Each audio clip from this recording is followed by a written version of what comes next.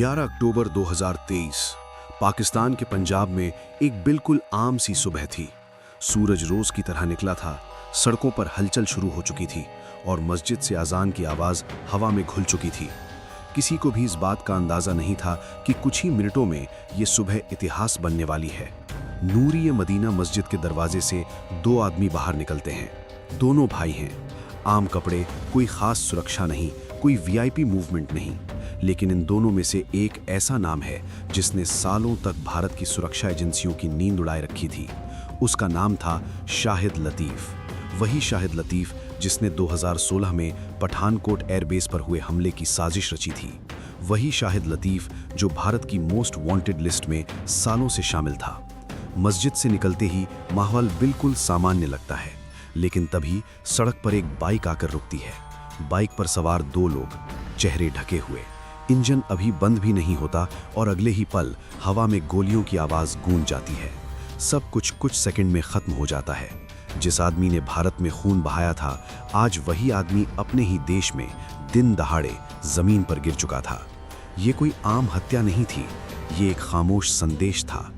इस कहानी को समझने के लिए हमें कई साल पीछे जाना होगा, उस दौर में जब कश्मीर घाटी में हालात बेहद तनावपूर्ण थे। 1990 के दशक की शुरुआत में सीमा पार से आतंकवाद तेजी से बढ़ रहा था। उसी समय सुरक्षा एजेंसियों की फाइलों में एक नया नाम उभरता है, शाहिद लतीफ़। पाकिस्तान के गुजरावाला में जन्मा शाहिद लतीफ़ शुरुआती दिनों में ज़्यादा चर्चा में नहीं था। उसकी ज़िंदगी साधारण लगती थी, लेकिन 1993 में उसने पहली बार कश्मीर में घुसपैठ की। शुरुआत में उसका काम हथियारों की तस्करी तक सीमित था। वो पाकिस्तान से हथियार लाता और कश्मीर में सक्रिय आतंकियों तक पहुंचाता था। लेकिन धीरे धीरे उसका रोल बदलने लगा। अब वो सिर्फ हथियार नहीं पहुंचा रहा था, बल्कि कश्मीर के युवाओं को गुमराह कर रहा था। बड़े सपने दिखाए जाते थे, भावनाओं से खेला जाता था और धीरे धीरे उन्हें आतंक के रास्ते पर धकेल दिया जाता था। 1994 में भारतीय सुरक्षा बलों ने उसे गिरफ्तार कर लिया। उस पर आतंकवाद और देश के खिलाफ साजिश के गंभीर आरोप लगे और उसे जेल भेज दिया गया। उस वक्त शायद किसी ने नहीं सोचा था कि ये गिरफ्तारी उसकी कहानी का अंत नहीं, बल्कि एक और खतरनाक अध्याय की शुरुआत साबित होगी। भारतीय जेल में बिताए गए साल शाहिद लतीफ़ की सोच को और ज़्यादा कट्टर बनाते चले गए। जेल के अंदर उसकी मुलाकात एक और कैदी से हुई, मसूद अजहर। वही मसूद अजहर जो आगे चलकर जैश-ए-मोहम्मद जैसा खतरनाक आतंकी संगठन बनाने वाला था। जेल की सलाहों के पीछे दोनों के बीच लंबी बातचीत होती थी। यहीं से शाहिद लतीफ़ की आगे की राह तय होने लगी। जेल ने उसे सुधारा नहीं, बल्कि और ज़्यादा खतरनाक बना दिया। 1999 में इंडियन एयरलाइंस की फ़्लाइट IC-814 का अपहरण हुआ। विमान को कांधार ले जाया गया और भारत सरकार पर दबाव बनाया गया कि कुछ आतंकियों को रिहा किया जाए। आतंकियों की मांग की सूची में मसूद अजहर के साथ साथ शाहिद लतीफ़ का नाम भी शामिल था। भारत सरकार ने मसूद अजहर को रिहा किया, लेकिन शाहिद लतीफ़ को छोड़ने से इनकार कर दिया। ये फैसला भले ही उस वक्त मुश्किल रहा हो, लेकिन आगे चलकर इसी फैसले ने इतिहास की दिशा बदल दी। शाहिद लतीफ़ करीब 16 साल तक भारतीय जेलों में बंद रहा। 2010 में सज़ा पूरी होने के बाद भारत सरकार ने उसे पाकिस्तान डिपोर्ट कर दिया। पाकिस्तान लौटते ही शाहिद लतीफ़ सीधे जैश-ए-मोहम्मद से जुड़ गया। अब वो कोई आम सदस्य नहीं था।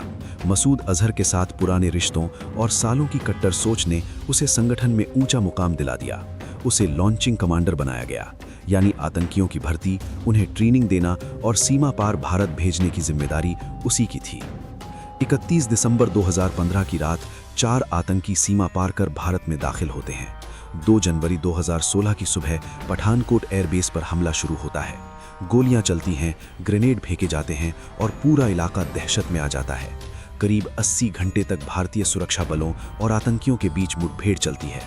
आखिरकार चारों आतंकी मारे जाते हैं, लेकिन इस ऑपरेशन में 7 भारतीय जवान शहीद हो जाते हैं। जांच में साफ हो जाता है कि इस पूरे हमले के पीछे शाहिद लतीफ़ का दिमाग काम कर रहा था।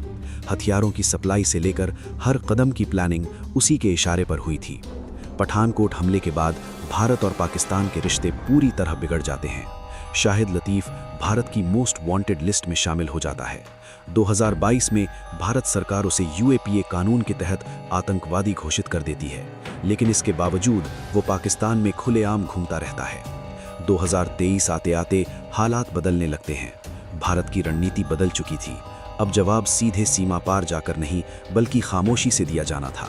पाकिस्तान में बैठे आतंकियों को एक एक कर अननोन गनमैन के जरिए निशाना बनाया जाने लगा। डर का माहौल बन चुका था। अगला टारगेट था शाहिद लतीफ़। जांच में पता चलता है कि शाहिद लतीफ़ की हथियार सप्लाई बांग्लादेश से होती है। इस नेटवर्क की एक अहम कड़ी थी मोहम्मद उमेर। पैसों के लालच में वो टूट जाता है और भारत की खुफिया एजेंसी को शाहिद लतीफ़ की लोकेशन तक पहुंचा देता है।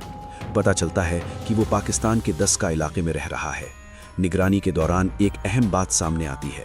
शाहिद लतीफ़ हर सुबह नूरिए मदीना मस्जिद जाता है और नमाज के वक्त वो पूरी तरह अकेला होता है।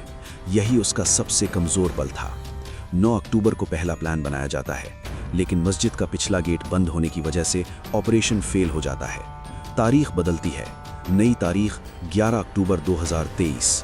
इस बार हर कदम बेहद सावधानी से रखा जाता है।